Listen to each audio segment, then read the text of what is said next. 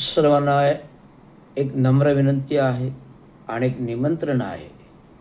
येणाऱ्या 6 जुलैला 2026च्या महाराष्ट्र म्युनिसिपल कर्मचारी युनियनचं वर्धापन दिन 26वं वर्ष आहे. गेल्या वर्षी 25वं वर्ष झालं. ते दोस्ती विहार क्लब हाऊसमध्ये साजरे केलं. अनेक मान्यवर नेते मंडळी भेट देऊन गेले, विचार ऐकून गेले, विचार अंती सांगितलं. तुम्ही डॉक्टर बाबासाहेब आंबेडकरचे खरोखर एक लेकरू आहात, एक अनुयायी आहात, जे विचार समाजापर्यंत डॉक्टर बाबासाहेब आंबेडकरांचे पोचवतात. कोणाचीही तमा बाळगत नाही. अनेक प्रसंग आले, अनेक संघर्ष आले, अधिकारी पदावर राहूनही संघर्ष झेलले, अनेक संकटातून नुकसानही सोचलं. सेवेतील नोकरीमध्ये 3 निलंबने घेतली, परंतु बाबासाहेब आंबेडकरांचे सेम एक हट्टी मागे हटले नाहीत. असे विविध प्रशंसा लोकांनी केली आणि अजूनपर्यंत करत आहेत. अनेक सामाजिक नेते ह्या माझ्या चळवळीमुळे जोडत आहेत. या माझ्या कामगार चळवळीमध्ये अनेक आंबेडकरी समाजाचे नेते माझ्याशी जुळत आहेत. ते जुळत आहेत ते केवळ रवींद्र शिंदे कार्यकारी अभियंता होता म्हणून नाही जुळत आहेत.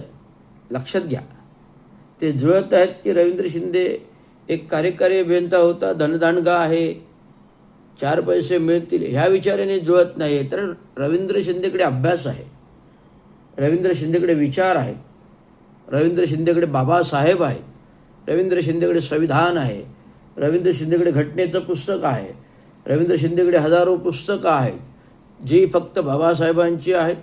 सामाजिक क्षेत्र, राजकीय क्षेत्र आणि स्थापत्य अभियंता विश्वातली पुस्तकं आहेत. तो वाचतो, लिहितो, सकाळी उठल्यावर प्रबोधन देतो, लोकांना विचार सांगतो, हे समाज प्रगत करण्याचं काम करतो. म्हणून समाज माझ्याशी जुडतो.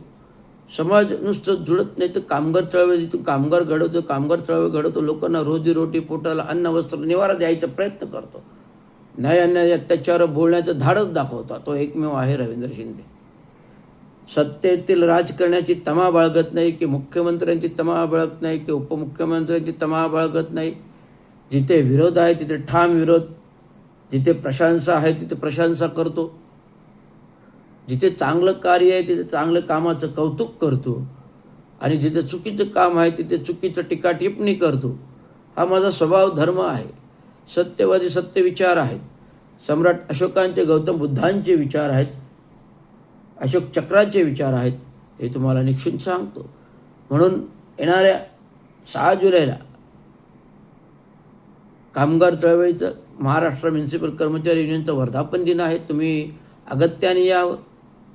विषय असाच आहे, कामगार चळवळ, कामगार, कामगार चळवळ, कामगार, चतुश्रेणी कामगार कसा घडला, कसा प्रगत झाला, असे ते सांगू. शिंदेच्या कार्याचं गौरवाचे स्तुतीसुमनं आपल्याला करायची आहे. आणि आजचा महाराष्ट्र आणि उद्याचा येणारा महाराष्ट्र कसा असेल याच्यावर प्रख्यात व्यक्ती विचार मांडण्यासाठी येणार आहेत. ते पेशाने वैद्यकीय क्षेत्रात आहेत. डॉक्टर मिलिंद शेजवळ, जे एकेकाळी 80च्या दशकात जनता पार्टीच्या, जनता दलाच्या वेळेत VP सिंगाजवळ केंद्रामध्ये सेक्रेटरी राहिलेले आहेत आणि अभ्यासाने हुशार आहेत, प्रगत आहेत, लेखक आहेत, पुस्तकं वैद्यकीय क्षेत्रात लिहितात, सामाजिक क्षेत्रात लिहितात, डॉक्टर बाबासाहेब आंबेडकरांवर लिहितात. त्यांचे विचार आपल्याला ऐकायचे आहेत. असे ते प्रगत विचार. त्यांच्याकडे स्वतः मोहन भागवत वर्षातून 3-4 वर्षातून एकदा तरी येतात विचार ऐकायला. असे ते डॉक्टर मिलिंद शेजवळ हे आपल्यासमोर प्रमुख वक्ते म्हणून विचार मांडणार आहेत. त्यामुळे हे विचार जरूर ऐका.